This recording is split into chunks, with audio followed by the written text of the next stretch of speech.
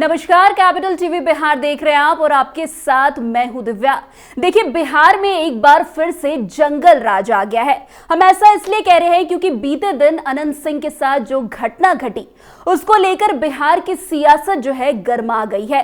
खुद तेजस्वी यादव सामने आते हैं और कहते हैं कि बिहार के मुखिया यानी कि नीतीश कुमार और उनके अधिकारी खुद अपराधियों को संरक्षण देने का काम कर रहे हैं। खैर, आज इस मुद्दे पर हमारे साथ बातचीत करने के लिए वरिष्ठ पत्रकार अरुण कुमार पांडे जी हमारे साथ मौजूद है। तो सर, आपका बहुत बहुत स्वागत है। धन्यवाद। तो सर, सबसे पहले आपसे यही सवाल रहेगा कि जिस तरीके से तेजस्वी यादव कैमरे के सामने आकर ये चीज बोलते हैं कि नीतीश कुमार और नीतीश कुमार के अधिकारी अपराधियों को संरक्षण देने का काम कर रहे, तो इसमें कितनी सच्चाई है? देखिए, ये आरोप प्रत्यारोप तो राजनीति में चलते ही रहता है जी। अभी पिछले दिन कितने दिन हुए हैं, अनंत सिंह तो राजद के ही साथ थे जी।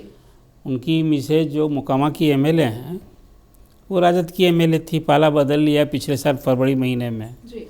तो अभी जंगल राज और ये सब बात जो कही जाती है अपराधियों, बिहार में देखिए दुर्भाग्य है, यहाँ अपराध का राजनीतिकरण और राजनीति का अपराधीकरण एक बड़ा लंबा इतिहास रहा है और सारी पार्टियां हमाम में नंगे हैं। कोई पार्टी कहे कि जिसकी आपराधिक पृष्ठभूमि हो, अब तो इन सारे अपराधियों को मीडिया भी अपराधी नहीं कहा जाता है कि बाहुबली हैं, दबंग छवि के लोग हैं। तो तेजस्वी यादव जो कुछ कह रहे हैं अब उनको खुद अपने आईने में देखना चाहिए कि भाई अनंत सिंह कहाँ थे। अभी इधर आए हैं नीतीश जी के पाले में और फिर नीतीश जी के साथ पहले थे, राजद के साथ लालू जी के साथ आ गए। इसलिए ये देखिए, आरोप प्रत्यारोप में तो मैं कुछ नहीं कहूँगा, यह तो राजनीति में सब चलता ही रहता है।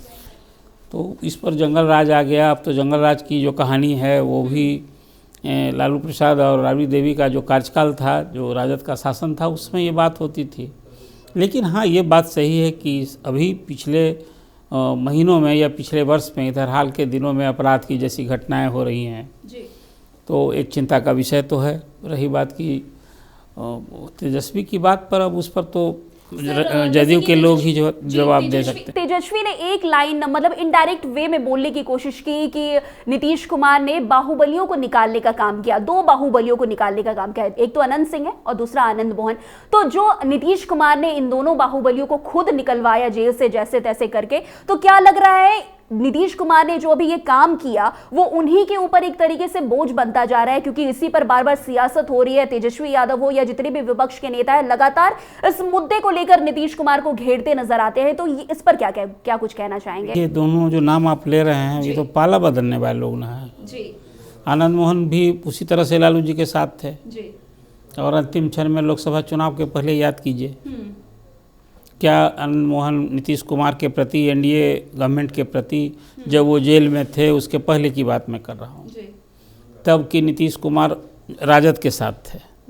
तो फिर वही बात है कि अब जो जिसकी छवि है, बाहुबली की छवि कहिए, आपराधिक पृष्ठभूमि की छवि कहिए, लेकिन आज की आपकी चर्चा जो आप कर रही हैं कि तेजस्वी यादव ने ये कहा, फिर वही मैंने आपसे जो बात कहूँगा, हमाम में सभी नंगे हैं और काल परिस्थिति के हिसाब से व्यक्ति विशेष के बारे में कल तक जो साथ होता है तो वो संत दिखता है, विपक्ष में होता है विरोधी बन जाता है तो वो अपराधी दिखता है, बाहुबली दिखता है। तो ये दो जो नाम अभी बता रहे हैं तो राजद के साथ भी रहने वाले हैं, फिर नीतीश जी के साथ रहने वाले हैं। कभी नीतीश जी के साथ थे तो लालू जी के साथ आ गए, लेकिन उनकी पार्टी में जब तक थे तब तक वो साफ सुथरे थे, अच्छी छवि के थे। लेकिन जैसे ही नीतीश कुमार के पाले में आते हैं वो बिगड़ जाते हैं, वो बाहुबली कहलाते हैं, वो आतंकवादी कहलाते हैं, वो उचक्के कहलाते हैं। जो जिसकी छवि होती है वो अपनी उसी छवि के धनी होते हैं, चाहे जिस किसी के साथ रहें, लालू जी के साथ रहें तो या नीतीश जी के साथ रहें। ये मैं कह सकता हूँ कि चुनाव जीतने के लिए अब चाहे वो बाहुबली हो, आपराधिक पृष्ठभूमि हो, आजकल तो चुनावी राजनीति में धन बल, बाहुबल और जाति बल, यही तीन बल की अब पहचान होती है, इसी की अहमियत है, इसी की पूजा होती है। ऐसे लोगों को जो जगह मिल रही है, नेता और पार्टियां ऐसे लोगों को गले लगाती है सिर्फ इसलिए कि हमें चुनाव इन्हीं के बल जीतना है। तो अब इन लोगों की चर्चा तो हमेशा, एक दौर था मुझे याद है बिहार में कि बिहार असेंबली में कोई 2 दर्जन से अधिक आपराधिक पृष्ठभूमि वाले लोग एमएलए बन गए थे। ये कांग्रेस के राज का ज़माना था जबकि लोग गुपचुप तरीके से अपराधियों से बूथ लूटने का में सहायक लगते हैं। अब अपराधी फिर खुद चुनाव जीतकर विधानसभा में आने, संसद में भी आने लगे। एडीआर की रिपोर्ट गवाह है कि चाहे वो लोकसभा हो या विधानसभा हो, आपराधिक पृष्ठभूमि वाले लोग कितने लोग आ रहे हैं। आज भी वो रुकने का नाम लेना, आपने देखा अभी सुप्रीम कोर्ट ने एक ताज़ा फैसला दिया कि भाई जो जेल में बंद है आपराधिक पृष्ठभूमि का आदमी, उसको चुनाव लड़ने से रोका जाना चाहिए। ये है कोर्ट की चिंता।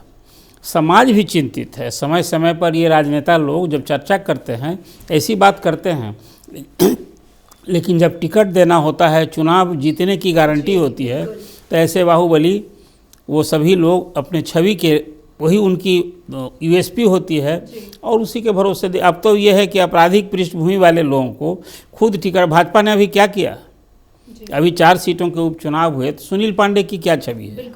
सुनील पांडे की छवि है बाहुबली की। बीजेपी में वही ज्वाइन किए, उनके सुपुत्र को टिकट दिया। अभी पूरे मीडिया में उपचुनाव के दौरान किसकी चर्चा हो रही? लड़ रहा था बेटा विशाल, चर्चा हो रही थी सुनील पांडे की।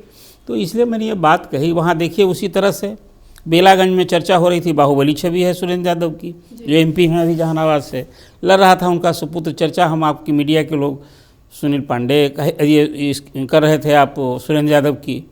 तो अभी जो ये चर्चा आनंद मोहन को लेकर या फिर अनंत सिंह की जो चर्चा अभी हो रही है, कल जो एक घटनाक्रम हुआ, तो राजद और जदयू एक ही सिक्के के 2 पहलू हैं। पर कल तक तो दोनों भाई भाई थे, चचा और भतीजा थे। अब पॉलिटिक्स है तो पॉलिटिक्स में तो कुछ कहना है ना, कोई मुद्दा होगा हमला करने का, तो ये मुद्दे होते हैं। जी, जहाँ तक तेजस्वी यादव की बात है वो तो अलग है, लेकिन लगातार सर इन दिनों देखा जा रहा है कि मुख्यमंत्री नीतीश कुमार को लेकर तमाम तरह की बातें चल रही है, चाहे उनके हेल्थ रिपोर्ट की बात हो, चाहे बिहार को चलाने की बात हो। बहुत सारी बातें अभी नीतीश कुमार को लेकर के चल रही है। तो आपके हिसाब से क्या लगता है, क्या सचमुच नीतीश कुमार किसी चीज से पीड़ित है? क्योंकि लगातार देखा जा रहा है कि वो महिलाओं के सामने जाते हैं तो कुछ ऐसे बयान दे देते हैं जो सुर्खियों में छा जाते हैं। तो इसके पीछे की वजह क्या है? क्या ये कोई स्ट्रैटेजी के तहत नीतीश कुमार कर रहे हैं या सचमुच किसी चीज की उन्हें दिक्कत है या कोई और चीज? देखिए, नीतीश कुमार जब मुख्यमंत्री बने थे तब के नीतीश कुमार और आज के नीतीश कुमार तो है नहीं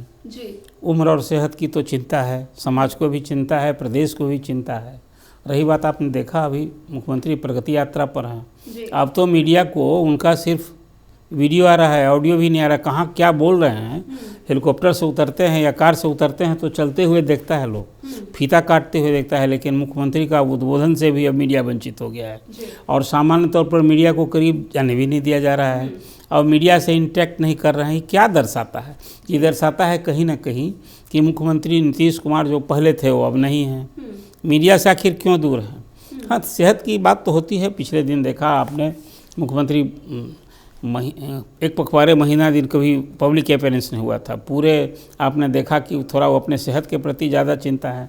कोरोना काल में वो मुख्यमंत्री आवास से नहीं निकलते थे। तो जो बात अभी लोग कहते हैं अभी मुख्यमंत्री के सेहत की बात को लेकर, देखिए अब प्रशांत किशोर ने तो कह दिया कि मुख्यमंत्री का मेडिकल हेल्थ की जांच होनी चाहिए। आखिर ये बात क्यों लोग कर रहे हैं? सर यहीं पे एक सवाल आपसे पूछना चाहेंगे, क्योंकि मुख्यमंत्री का एक ओहदा बहुत बड़ा होता है, बिहार के मुखिया कहलाते हैं, उनके हाथ में बहुत पावर होता है। वो जिस चीज से भी पीड़ित हो, चाहे वो उनके हेल्थ रिपोर्ट की बात हो या कोई भी बात हो, लेकिन उनका एक ओहदा है। क्या इस तरीके से, चाहे वो नेता प्रतिपक्ष हो या अभी जिस पार्टी के अपने बात की, प्रशांत किशोर की बात की, तो इस तरीके से नीतीश कुमार को लेकर जो बयानबाजी करते हैं, अभी health report, mental health report की बात उन्होंने की प्रशांत किशोर, तो इस तरीके की बयानबाजी करना कितना हद तक सही है? क्योंकि उनका एक ओहदा बहुत बड़ा है और इस तरीके की बयानबाजी कितने हद तक आपको सही लगती है? देखिए, बयान में यदि यथार्थ नहीं हो जी तो खासकर ओहदा, तो बात आपने ठीक ही, बिहार के मुख्यमंत्री हैं, राज्य के मुखिया हैं, कोई 14 करोड़ की आबादी के रहनुमा हैं, तो उनकी जो मैंने उम्र तो कोई हमारे आपके बस की बात है नहीं। सेहत सबों की चिंता की बात होती है, लेकिन एक कोई बहुत इस तरह की बात कोई टिप्पणी भी की जाए तो बिलो बेल्ट, लेकिन ये तो कहीं चिंता भी दिखती है कि मुख्यमंत्री का मेंटल हेल्थ की जांच होनी चाहिए, मेडिकल जांच होनी चाहिए। अभी जो लोग कह रहे हैं इस तरह की बात उन्हें दिखती होगी कि मुख्यमंत्री का जो पहले, ये बात तो मैं कह सकता हूँ कि तब के मुख्यमंत्री और आज के मुख्यमंत्री में नीतीश कुमार में बहुत फ़र्क है। ये अंतर क्या है ये तो मैं व्यूअर्स पर छोड़ता हूँ।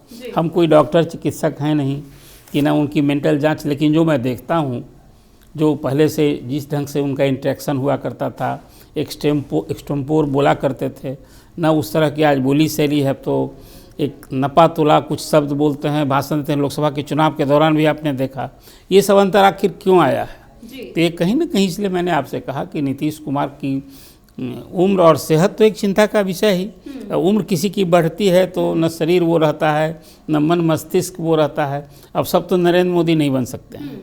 वहीं सर, अगर विधानसभा चुनाव की बात करें तो चुनाव को लेकर तमाम तरह की अटकलें लगाई जा रही है कि इस बार जो है एनडीए साफ हो जाएगा, यानी कि नीतीश कुमार जो है बिहार के मुखिया यानी कि मुख्यमंत्री नहीं रहेंगे, महागठबंधन की सरकार बनेगी। खास करके विपक्ष के द्वारा ये बातें कही जा रही है कि अब वो बिहार को चलाने के लायक नहीं है मुख्यमंत्री, इसलिए अब कोई नई पार्टी और कोई नया चेहरा बिहार के मुखिया के रूप में लोग देख रहे हैं। तो इस पर आप क्या कुछ कहना चाहेंगे? क्या सचमुच बिहार को एक नए सीएम की जरूरत है? नहीं, देखिए, नियम सीएम की जरूरत ही तो जनता को तय करना है। हम मीडिया के लोगों को सिर्फ जो तेजस्वी कह रहे हैं वो अपने लिए कह रहे हैं। वो तो कह रहे हैं कि हो गया 20 साल तो बीज पुराना हो गया, अब नया बीज का उपयोग कीजिए। लेकिन अब ये जनता को तय करना है कि ये विधानसभा का जो नवंबर 2025 में चुनाव होगा उसमें चीफ मिनिस्टर कौन होगा। फिलहाल अभी तो चाहे वो चुनाव प्रचार की दृष्टि से कहें, चुनाव प्रबंधन की दृष्टि से कहें, अभी तो एनडीए भारी पड़ रहा है। ये मैं देख रहा हूँ तेजस्वी अभी अपनी पार्टी को सशक्त बनाने के लिए पार्टी के कार्यकर्ता का संवाद और दर्शन के कार्यक्रम चल रहे हैं। एनडीए ने अपना पूरा अभियान ही शुरू कर दिया है। पिछले वर्ष की तुलना में कुछ जो यहाँ बिहार की राजनीति में जाति एक सच्चाई है, तो उसमें अब तो अभी एनडीए में आप देखते हैं कि बीजेपी, जदयू, साथ में अब मांझी भी आ गए हैं, उपेंद्र कुशवाहा भी आ गए हैं, और चिराग पासवान जो पिछले चुनाव में चिराग एक इफेक्ट थे जिसके कारण नीतीश कुमार विधानसभा में रोल नंबर 3 हो गए थे। इस बार तो चिराग का भी टोटल चीज़ बदला ना होगा। अब तो बिहार फर्स्ट और बिहारी फर्स्ट की बजाय उनको नीतीश फर्स्ट करना है। तो चुनाव अभी 6 महीने दे रहे हैं। देखिए, अभी बहुत सारे मुद्दे सामने आएंगे, लेकिन किसे मुख्यमंत्री बनना चाहिए थोड़ा ये जनता पर हमको छोड़ना चाहिए। हम लोग तो भविष्यवाणी भी नहीं करेंगे। अभी जनादेश क्या आता है, पिछली बार तो चंद सीट से माने 5-7 सीटों से पिछड़ गया था राजद, महागठबंधन पिछड़ गया था, जो बाद में तेजस्वी कहा करते थे कि चुनाव धांधली करके और नीतीश कुमार की पार्टी एनडीए जीत गई है। लेकिन अभी चुनाव है, अभी कुल मिला कर भी आपके हिसाब से सर क्या लगता है, सचमुच जो है नीतीश कुमार को हटना चाहिए या नहीं? सिर्फ आपकी जुबानी क्या होनी चाहिए? नहीं, देखिए, ये तो कहना ही अनुचित होगा। उनको हटना चाहिए, जो पद पर बैठा है उसे ही तय करने दीजिए। हटना चाहिए, बनाने का काम जनता को करना है। इस पर कोई मैं अपनी राय दूं कि उन्हें हट जाना चाहिए, जो हैं उन्हें सोचना चाहिए कि जो वो दायित्व निभा रहे हैं वो उसके लिए फिट हैं, सचमुच वो सब कुछ स्वतंत्र रूप से निर्णय ले रहे हैं, कोई सलाहकार नहीं है, और सब कुछ जो पहले की तरह नीतीश कुमार जो फर्स्ट 5 ईयर्स जिस ढंग से उन्होंने परफॉर्म किया था, जो एक बिहार की छवि बनी थी, निश्चित रूप से बदलाव आया था। मैं ये कह सकता हूँ कि लालू प्रसाद और राबड़ी देवी का जो शासन रहा 10 साल का, अपेक्षाकृत आप तुलना करेंगे तो नीतीश कुमार का जो फर्स्ट 5 ईयर्स था उसमें एक सकारात्मक बदलाव महसूस किया था। लेकिन बाद के दिन में जो कोई सत्ता में होता है उसी के खिलाफ एंटी इनकम्बेंसी फैक्टर होती है। लेकिन मुख्यमंत्री उन्हें रहना चाहिए तय तो जो मुख्यमंत्री है वही ना करेगा। रही बात फिर कोई नया फेस की बात, कौन होगा 2025 के चुनाव के बाद, ये जनता पर छोड़िए, ये जनता को फैसला लेने दीजिए। जी, बहुत बहुत शुक्रिया सर हमारे साथ जुड़ने के लिए।